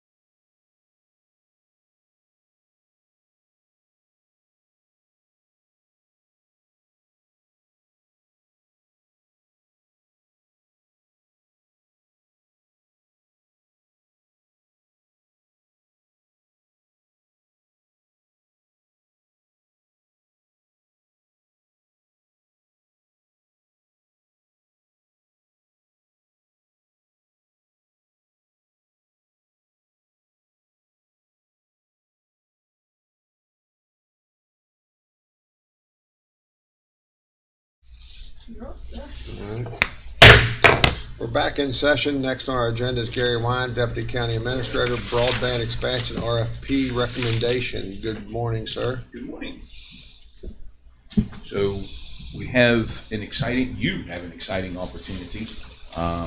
If you'll recall, probably 8 months ago, Alan, or so, we met with the council and talked about some grant opportunities that the state had to use some of the ARPA money and broadband expansion in all of West Virginia. You can't turn the news on any channel, be it nationally or locally, and not hear some conversation about broadband and broadband expansion. There are multiple programs. It's continuing to evolve at the federal level. There are billions of dollars to be released coming forward with still no direct ideas on how and what and who. But there were 3 programs issued by the state economic development efforts through the West Virginia Broadband. I'm not sure what the exact title was, but the one that we identified and talked to you about was what they called the Gig Ready. It's essentially fiber to the homes. As you know, the state sponsored and stood up, the Fed sponsored, the state stood up and said, hey, everybody, wherever you live, go to this website, click here and test your broadband and tell us whether you have broadband or not. And there's a huge national map. And now there's discussions on how accurate that map is, and were those extreme rural people like myself, did they ever go do it, and are there missing efforts and so on and so forth. Because of the access of not being able to get correct.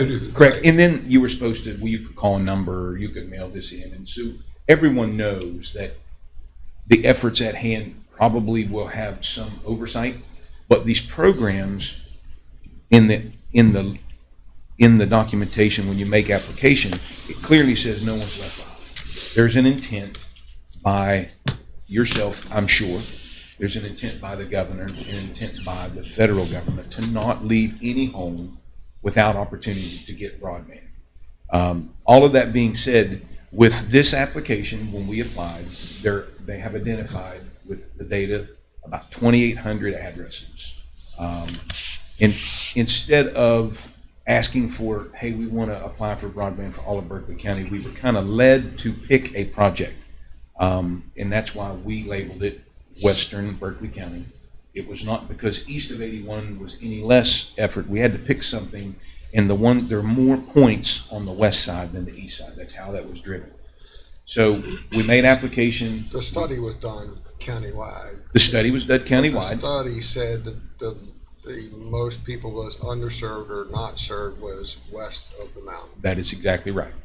And then when we made application for technical services from the state, we had efforts from a group called Tilson. They helped with the technical specifications and identifying these points. We wrote the RFP and published it. You have 3 responses to those documents. And we've interviewed all 3 vendors on site. Councilperson Gokenauer was involved from day one. It's an exciting time in Berkeley County. If you have looked at any of the governor's announcements, the governor just awarded just about $10 million in change of BEAD money to Comcast to address, I think it was 9 different counties for projects just like this. There's another grant application where the provider can go directly into this pool of money, and that's for their expansion. But this is, and what we're applying for, what we're asking to be allowed to apply for, is a public-private partnership to facilitate this project or these projects. We've identified 2. One we call Western Berkeley County, which is priority, and then the other one to follow suit and hopefully to be negotiated at a later date would be the eastern side of Berkeley County, and that would be, if there isn't already existing broadband, it would be fiber to the home of those who don't have it. You had 3 responses, Frontier, Comcast, and All Points Broadband.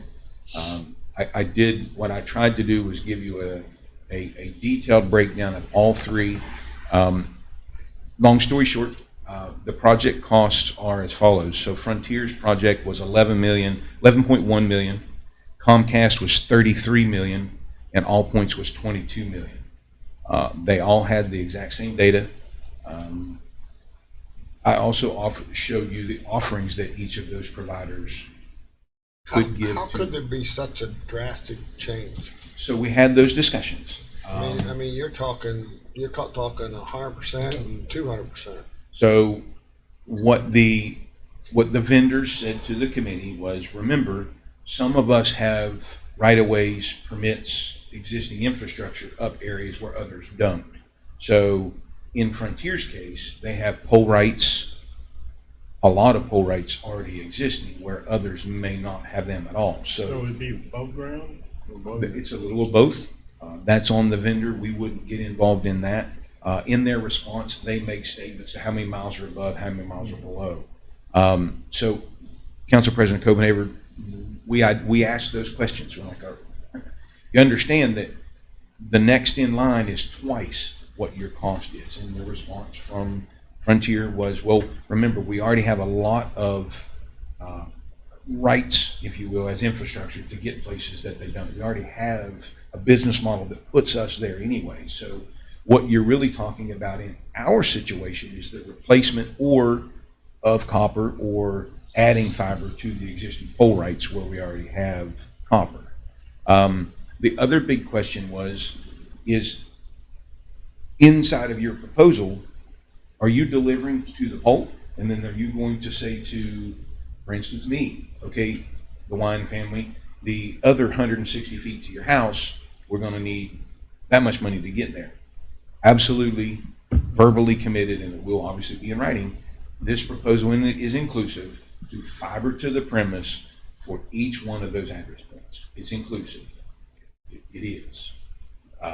There, in that, obviously, we don't have the contract yet, but the next step, if the council approves, is to facilitate that contract and submit for grant funding for the difference. The other piece, if you look, is Frontier is committed 77% of the capital costs out of their money. Comcast committed 30%, and All Points Broadband committed 31%. You all remember the county council offered up $1 million match. Mm-hmm. So essentially, if you agree with the committee's recommendation, it would be a $1.578 million ask to the state's Gig Ready program. And if they were to award that, construction could begin immediately.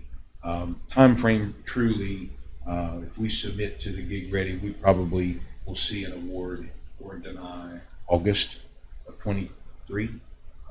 It's not a fast process. We like to think it would be faster, but it's not what we've seen to date. There's a lot of paperwork and stuff that has to happen at the state level to make the award or to issue the denial.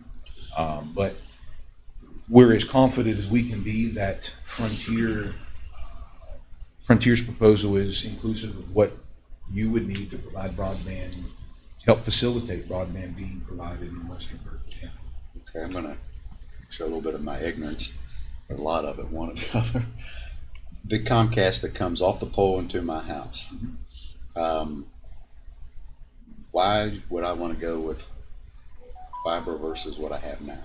Well, wouldn't be you because you already have qualified broadband. Service, yeah. This would only be for people who do not have qualified broadband. Right, I'm just kind of asking the question. Moving forward? Yeah, moving forward, yeah. So you can't provide the same level of speed across coax as you can with fiber. Fiber is light, so as the technology evolves, right now, some of these, 1 gig, 1 gig, 2 gig, 2 gig. Remember, fiber could do 100 gig. Coax can't. It's a limitation of the product itself. Okay.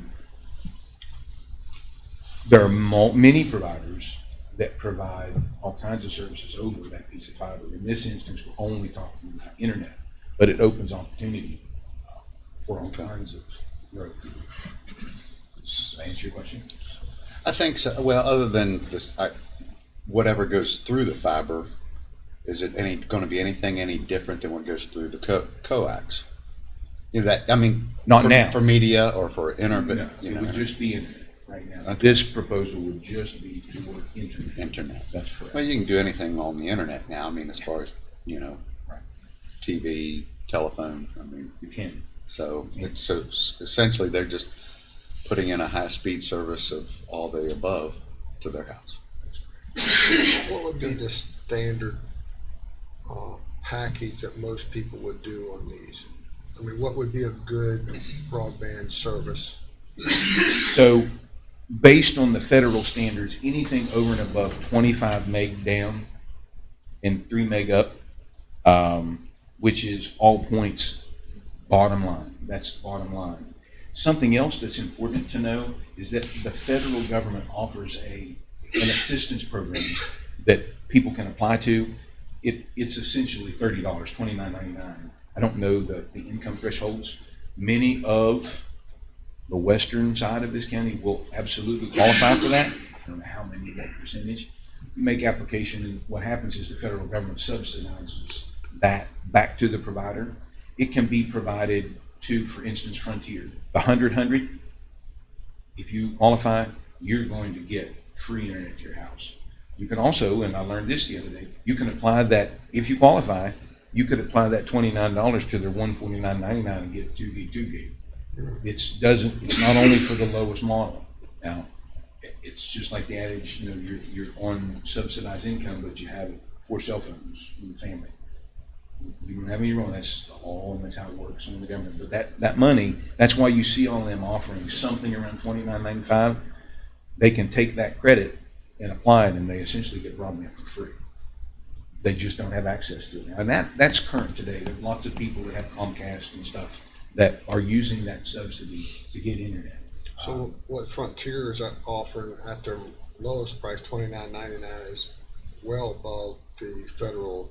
Oh, yeah, 4 times down, and 30 times up. Yeah. So Now, how long? Thanks for getting part of the RFP of the packages that would be offered on. Is there anything in the RFP that says that these prices would be locked in for so long?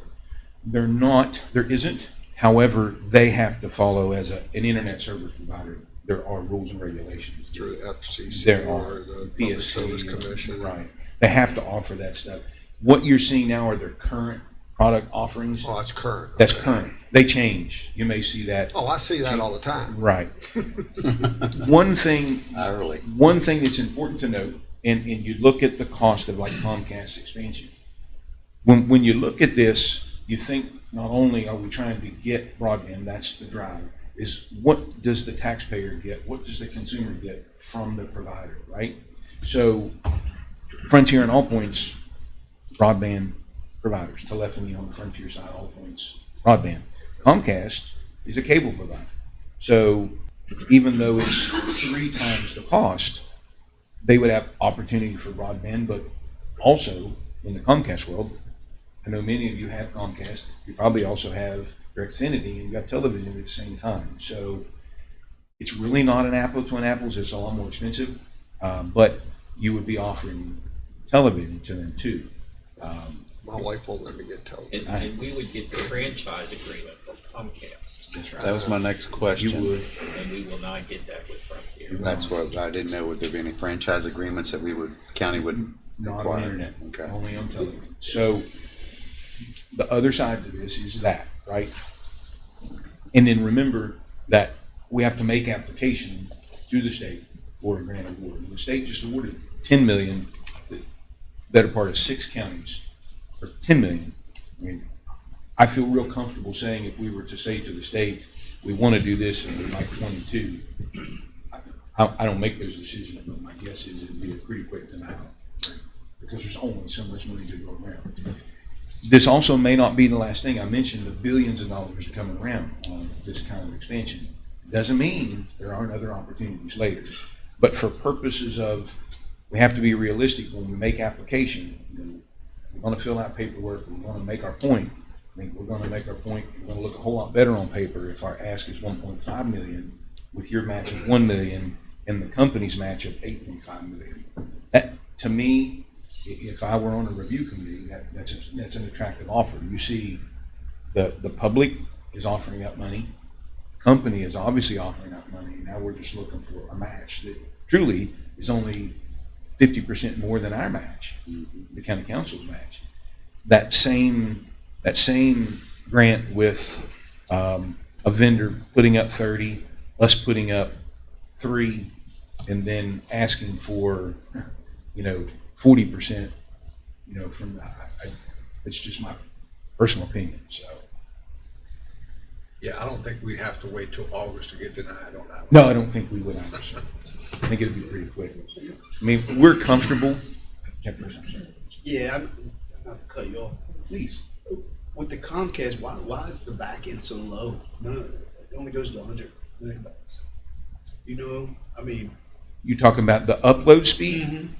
Well, that's probably the way they just designed their product line. No, I'm not sure. is it because the others are fiber maybe, and that's coax? Well, part of this has to be fiber to the home, right? Part of the project. So some of their build would have to be fiber. Why they structure not a true synchronous 2.2 and it's like, 2 gig down and 100 meg up.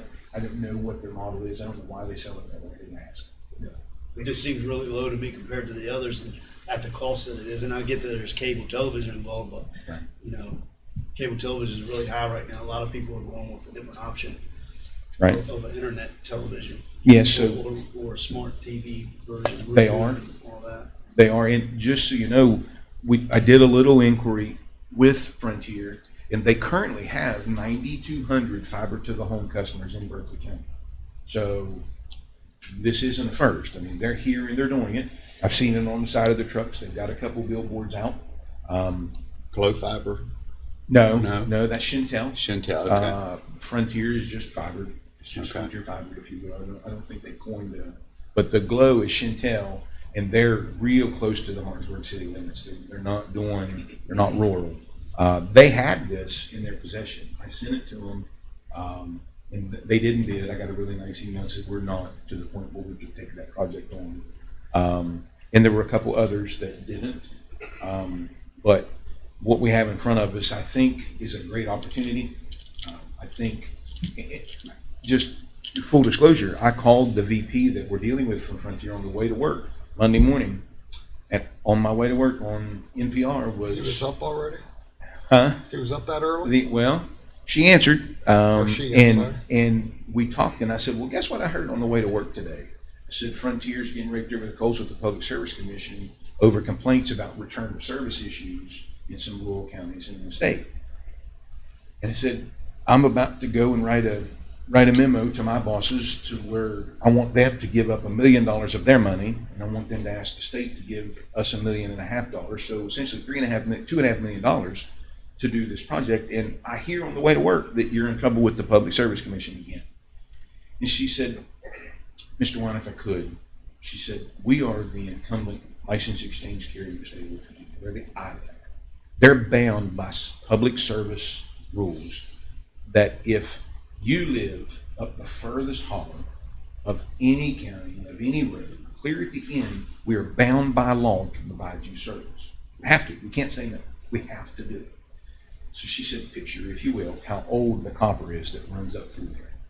And it's been cut and ran over and all this. And we go out through there to fix it, and it breaks, and we have to go back to the next pole and breaks. And before you know it, we're a mile back trying to fix infrastructure that we all know is 30 years old, 40 years old. She said, I'm not saying we're in, but she said, we're forced to do things that don't make us money, that causes us problems. And it's hard sometimes. She said, but the evolution of these kind of projects to replace that aging infrastructure, we hope, and it's our business model, that we can get out from underneath those standards, right? So, right, wrong, or indifferent, it's funny, one of the persons on the review committee recently switched from, I won't mention names, but did switch to this particular fiber, and like, wow, it's amazing. We haven't had any issues, it's great, it's a great experience, and so on and so forth. So I'm not pretending to know it all. I can just tell you that we do believe that all 3 vendors met the specifications. We do believe, I wouldn't be standing here, that Frontier has the ability to pull this off, and with our help, we could offer up opportunities to the folks in those red dots that don't have any other options. And those questions were vetted, you know.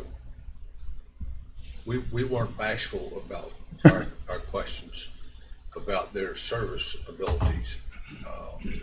And they assured us that, what was nearly 2 years ago, they reorganized, and they financially, they feel they're much stronger. And the ability to serve the public, they assured us was much better than in the past. And we would absolutely want to put some milestones and some achievements in the contract where your $1 million just didn't go out the door. And then, so that's all due to come back to you. The next step is merely application to the state to see if we get the award. By no means, this is a project that I would be involved in from start to finish. So I'm not going to let you get in a situation where Mr. Davis came in and presented you with the purchase order for $1 million and the check went out the door, and 6 years down the road, this project still isn't done. That's not going to happen here. We'll work as hard as we can to ensure that there are milestones and objectives, and when we get there, certain things happen that either us or them aren't doing what we're supposed to. Then we all sit back down and go, we're not just going to throw money out the door. And We that talked has, about how to structure the contract there so that Frontier, if they get the contract, has to do the lion's share of the upfront lift as far as financing goes. and we would gauge that, construction traffic by how many people are actually connected and up and running. Correct. So note, once grant award, service would be available in 24 months to all 2,800. And just another point that makes the Frontier partnership attractive is Frontier, through an RDOF auction, an RDOF, I don't know what that's the acronym for, but they own certain addresses on the west side of the mountain that they are supposed to provide internet to over the next 6 years. Those RDOF addresses are not in those red dots. So it's kind of like a win-win for them as a business because they already have certain other addresses out there so it's attractive. And I think probably that's where that 77% came from, is because they also have some other opportunities, income opportunities out there already that they were committed to have done in 6 years. So if you're making their forecasting decisions and say, well, wait a minute, if we do this, yeah, we're showing 77, but at the same time, we have, I don't know how many there were, but let's just say it's as many as this. We're right there. Now we can get them all done. You know, it's kind of a twofer for them, if you will. So I'm comfortable with the recommendation. As Councilperson Goodenough said, we were not bashful. And I apologized up front before I asked the questions and said, we're going to ask these. This isn't personal. We don't mean to be rude, but we need to hear those answers because I'm going to stand in front of 5 folks and have to answer those same questions. So I gotta ask, there's 2,800 houses, you say, Mm-hmm. They call them which we know in passes. 2 years is gonna be considerably more, well, not considerably more, but will be bigger. Right. How many's in blue? How many's on the east? It's just around 2,000, just right under 2,000. Okay. All right. And remember, Office deals with complaints regularly. Well, we deal with, that's our biggest Frontier complaint. and Comcast, and I will say, and I've told Gary, I'm not, based on the number of complaints that we get, the complaints of Frontier versus Comcast is probably 2 to 1 or 3 to 1. So let me ask you a crazy question. You've known me for 12 years now. I try to prepare every time and I'm never ready. For the record. So is it an option for us to do, since it's such a small ask for the state to do 1.56 or 1.58, is it an option for us to do 500 and 500 and just cut blanket the whole county at this? So that was part of the committee's discussion. It is absolutely what we're going to ask. We do not know the answer. I don't think they would know the answer when we asked them. So without putting the cart in front of the horse, please know that the vision is everybody in Berkeley County, right? Sure. So if we've got a small ask, 1.5. We can stand behind the numbers. We can stand behind the commitment of the council with their money. Frontier absolutely said, yes, please, let's do that. Also did All Points and also did Comcast. And they said to us, understand that we've modeled this proposal with the West because that's what you asked for. But we're in business and we're in business to make money. So obviously our vision would be to encompass everything. We were told from the very beginning, don't just go into this process and say we want broadband for. They told us to pick an area, to pick a project. So they drove us to this. Because our ask is so small, I do believe that there's opportunity. So if the math is correct, we probably truly would say maybe even 2. Maybe the ask is 2, and then they do the rest and they get the entire county. So I think we're prepared for those conversations, but we can only go forward based on the rules that they provided up front. We won't know until we head down that path. Okay. But we will not overlook it. Yeah, because I mean, that'd be nice, especially, I mean, actually, it would take longer than 2 years if you doubled the project, but at the same time, people. But maybe not, because when they look at a project, obviously, and you understand this, in the construction piece, they can only have so many crews out in one area, or all of a sudden they're in each other's way. Well, these aren't connected. So could they run parallel and both be done in 2 years? Potentially. So it may not. I can also tell you that when we talked about construction, that all the vendors, so and here's a pretty significant difference in the models. And without mentioning the names of the vendors, one vendor is heavy on the union side and does a lot of construction themselves. There was another one that is non-union and does a lot of contractual obligations to national builders, if you will, not housing builders, but infrastructure builders. Right. So complete different models in the way they operate. And I don't know which is better, but I can tell you that we heard on multiple occasions from multiple different vendors that they would not be afraid to commit to potentially parallel deployment if that happened. That'd be really nice. If they Wouldn't it did. For a county like us, It's good. it only makes sense. I mean, there's some people, I just found out this week, there's lots in Berkeley County for sale for over $400,000. Right. And I guarantee you it's not being served by broadband right now. So I ran a statistic. A lot. Actually, I know 2 of them. 2 of them. Location. We have, Neither one of them being serviced by broadband.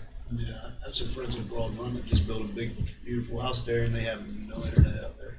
It ends like road down or something like that, Right. and they told them like $8,000 to get it to their house. Oh, it costs $50,000 a mile. And one of them works from home, so they're, I told them I'd loan them one of my Verizon boxes for a while because I have them for my food trucks. I might use them in the winter, but right now they don't have anything. so you have a subdivision, or affluent subdivision, does not have internet, that negotiated by itself with one of these particular vendors, and they're doing a special assessment in the subdivision on the properties, and they're partnering with a particular vendor right now to facilitate to the tune of $5,600 per house. But to your point about parcels, just a statistic you might find interesting: 11,100 and change parcels in the county that don't have structures.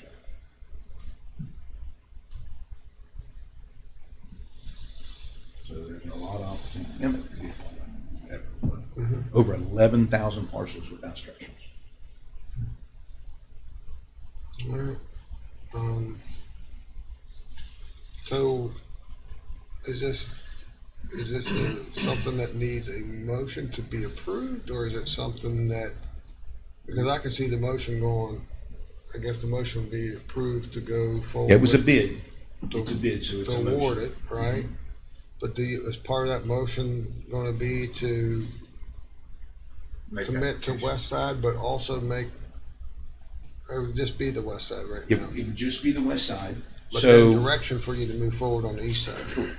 correct, so you need, if the council so chooses, you would select Frontier as your partner for the Western Berkeley County broadband expansion. And then if you give direction, not to be closed-minded with the process as we move forward, we would have to come back.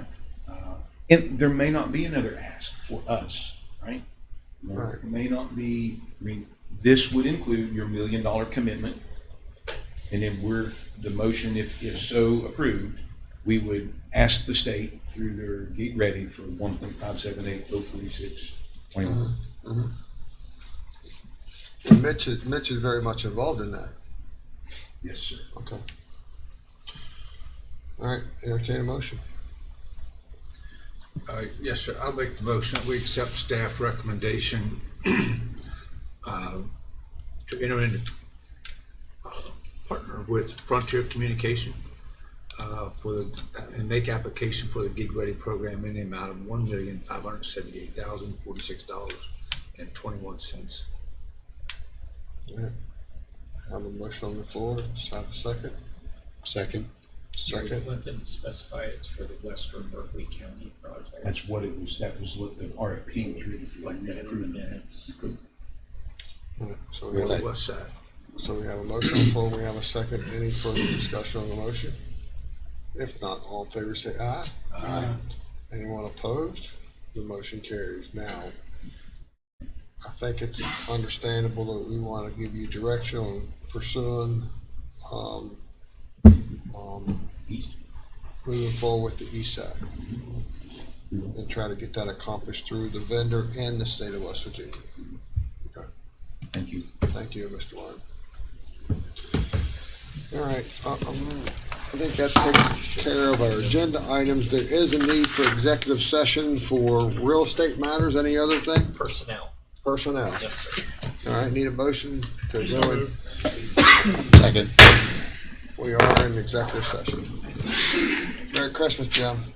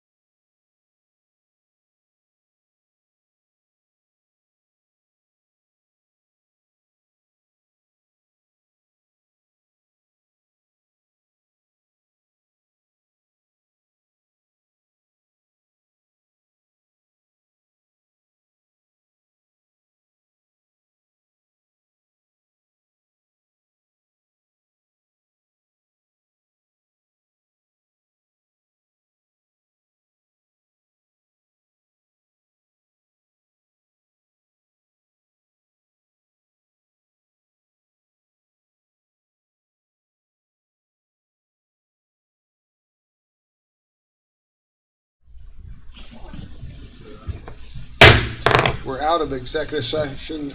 There is action coming out of executive session. Do I have a motion? Yeah, sure, Mr. President.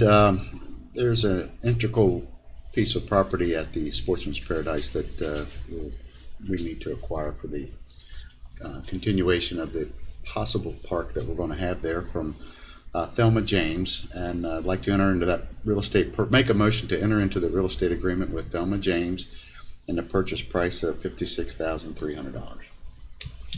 All right. And take the money out of Cole Severance. Take the money out of Cole Severance. Have a motion on the floor. Do we have a second? Second. Second. Any discussion on the motion? If not, all in favor say aye. Aye. Anyone opposed? The motion carries. That concludes our meeting today. Mr. Barnhart, if you do the honors. Well, Mr. President, I'd be glad to motion to recess. We are recessed.